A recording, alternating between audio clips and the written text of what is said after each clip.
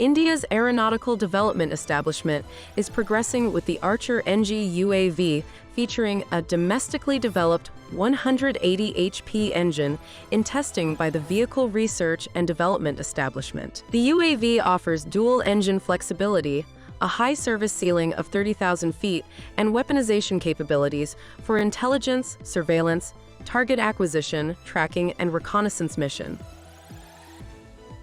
Israel Aerospace Industries offers to locally manufacture its Heron Mach 2 UAVs in collaboration with Hindustan Aeronautics Limited following the closure of India's Topaz Mail UAV program. This aligns with India's emphasis on indigenous defense manufacturing, leveraging the success of Bharat Defence's local production of Israel's Hermes 900 starliners.